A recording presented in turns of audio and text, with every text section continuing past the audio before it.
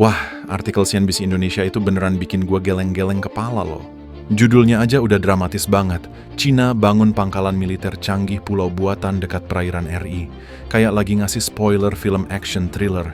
Tapi ini realita geopolitik yang lagi panas di Laut Cina Selatan. Gua baca sekilas dan, ya ampun, ini bukan cuma soal bangun-bangun pulau doang, tapi strategi jangka panjang Cina buat nguasain wilayah. Jadi intinya, Cina lagi upgrade 3 pulau buatan raksasa mereka di Kepulauan Spratly. Fiery Cross Reef, Mischief Reef, sama Subi Reef. Ini bukan proyek sipil biasa, tapi pangkalan militer full spec dengan radom baru buat intelijen dan pengawasan, emplasemen buat senjata bergerak kayak artileri atau roket, plus infrastruktur lengkap.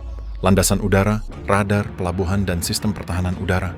Bayangin aja, radom-radome itu dirancang saling tumpang tindih, biar cakupan pengintaiannya nggak ada mati, kayak mata-mata raksasa yang ngawasin setiap gerak-gerik di Laut Cina Selatan. Data ini dari analisis citra satelit AMTI di CSIS yang nunjukin pembangunan ini dari 2023 sampai 2024 dan baru-baru ini pada Desember 2025 ini lagi ngegas lagi. Lokasinya deket banget sama perairan kita, bro. Spratly itu cuma selangkah dari Natuna, wilayah eksklusif Indonesia yang kaya ikan, gas, dan minyak. Jalur perdagangan global lewat situ, triliunan dolar barang lewat tiap tahun, dan Cina lagi bikin benteng biar bisa kontrol spektrum elektromagnetik. Artinya, kalau ada konflik, mereka bisa jam sinyal musuh, ganggu komunikasi, atau bahkan blokir akses. Nah, menurut gue, ini super kritis buat Indonesia, dan gue nggak bisa diam aja bilang, ya udah, biasalah. Pertama, dari sisi hukum internasional, Cina ini bandel abis. Mereka klaim hak historis atas hampir seluruh Laut Cina Selatan via Nine Dash Line yang absurd itu, padahal putusan arbitrase permanen di Den Haag tahun 2016 udah bilang itu nggak punya dasar hukum.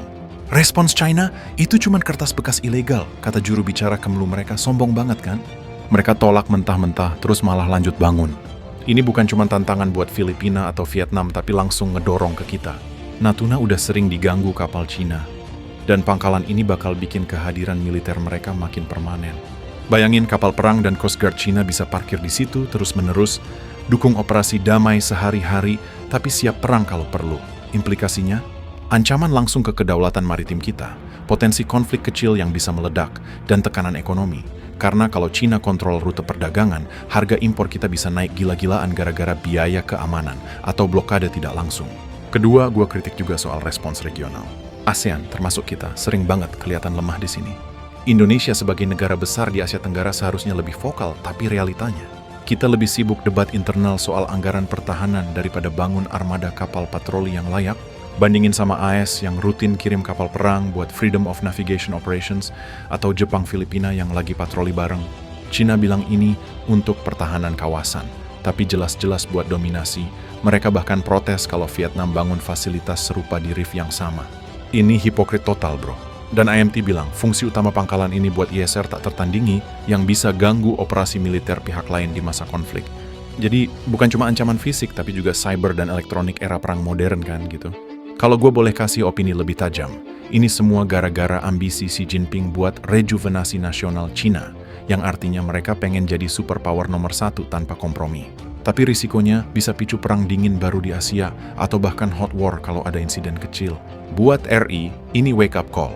Kita harus diversifikasi aliansi, tingkatin TNI AL dengan kapal selam atau drone canggih, dan dorong ASEAN buat Code of Conduct yang mengikat di Laut Cina Selatan. Jangan cuma ngandelin diplomasi bebas aktif yang kadang kelihatan pasif. Gue lihat berita lain kayak intelijen bilang Cina siap serang kapal asing di situ, atau ketegangan AS Jepang versus Rusia Cina. Semua nyambung, bro. Ini bukan isu hari ini doang, tapi warisan buat generasi mendatang.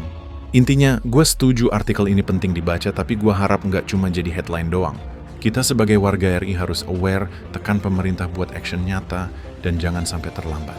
Lo sendiri gimana pendapatnya? Ini bikin lo khawatir nggak? Atau biasa aja karena jauh dari tempat lo?